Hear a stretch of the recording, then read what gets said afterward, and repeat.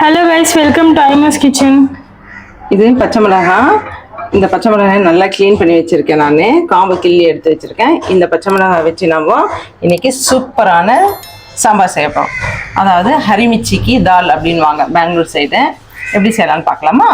ஓகேம்மா.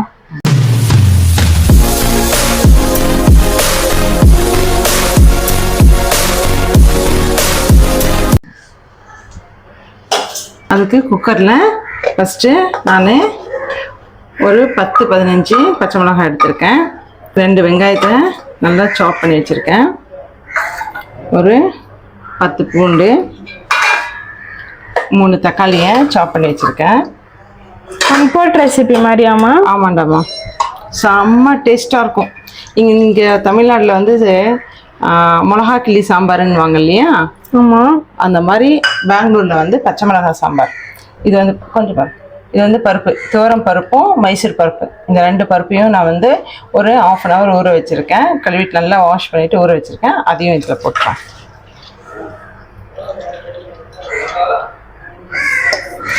செம்ம டேஸ்ட்டாக இருக்கும் இந்த தால்.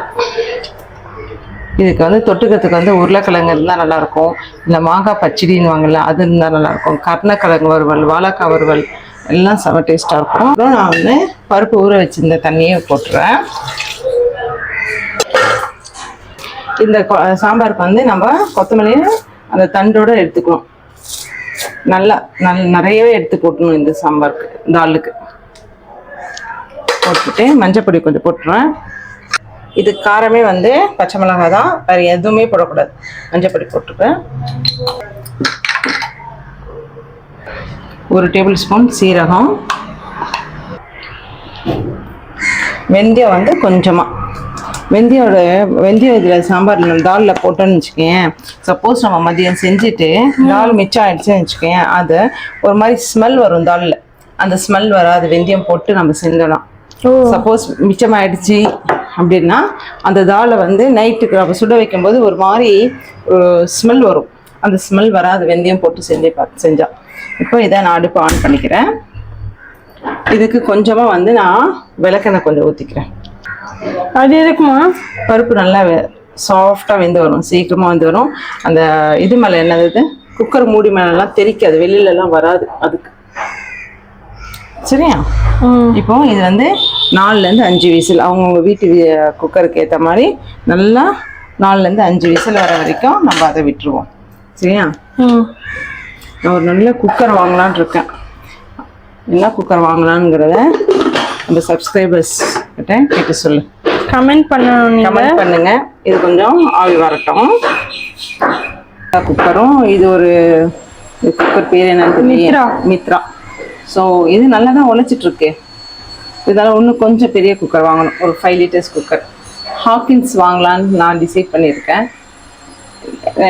நீங்கள் சொல்லுங்கள், ஹாக்கின்ஸ் யாராவது ஹாக்கின்ஸ் வச்சுருந்தீங்கன்னா நீங்கள் சொல்லுங்கள், நல்லா இருக்கான்னு கமெண்ட் பண்ணுங்கள். இப்போ நல்லா ஆவி வந்துடுச்சு. இப்போ நம்ம குக்கர் போட்டு ப்ரெஷர் போட்டுருவோம். ப்ரெஷர் போயிடுச்சு. ப்ரெஷர் எடுத்துட்டு நம்ம உள்ளே எப்படி இருக்குன்னு பார்ப்போமா? ஓகே.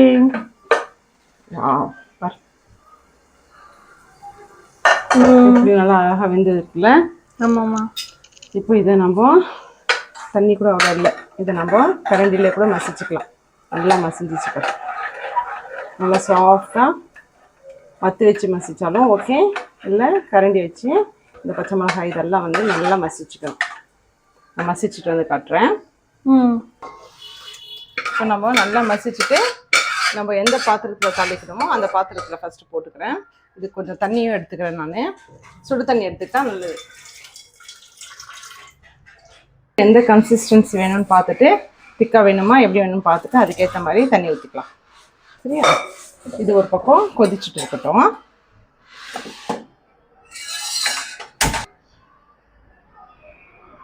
இப்போ இதில் உப்பு போட்டுக்கலாம். நம்ம உப்பு போடல இல்லையா, அதுக்கு உப்பு போட்டுக்கலாம். பருப்புக்கு தேவையான அளவுக்கு உப்பு போட்டுப்போம். நல்லா கொதிச்சு வரட்டும். கொதிச்சு வந்ததுக்கு அப்புறமா நம்ம இதுக்கு ஒரு நான் தாளிப்பு கொடுக்க போகிறேன். அந்த தாளிப்பு பார்த்துக்கலாம். தாளிப்புக்கு நான் கடாயில் கொஞ்சம் எண்ணெய் ஊற்றிக்கிறேன். காய்க்கும். இப்போ எண்ணெய் நல்லா காஞ்சிச்சு. நல்லா தாராளமாக கடுகு போட்டுப்போம். இது கடுகு நிறைய இருந்தால் தான் நல்லாயிருக்கும். கடுகு, 2 காஞ்ச மிளகாய், இதுக்கு காரமே அந்த பச்சை மிளகாய் தான், சரிங்களா?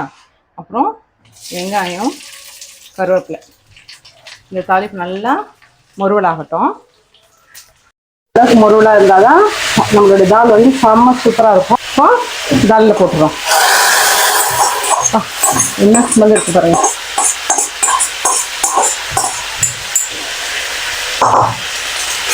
அடுப்பு ஆஃப் பண்ணிடணும். அவ்வளோதான், நம்மளுடைய பச்சை மிளகாய் தால் ரெடி ஆகிடுச்சு. இதை ஹிந்தியில் வந்து ஹரி மிர்ச்சி தால்னுவாங்க. இந்த வீடியோ உங்களுக்கு பிடிச்சிருந்தா மறக்காமல் லைக் பண்ணுங்கள், ஷேர் பண்ணுங்கள், சப்ஸ்கிரைப் பண்ணுங்கள். நாங்கள் சொன்னதெல்லாம் நீங்கள் கமெண்ட் பண்ணுங்கள் எந்த குக்கர் வாங்கலான்ட்டு. தேங்க்ஸ் ஃபார் வாட்சிங். பாய்.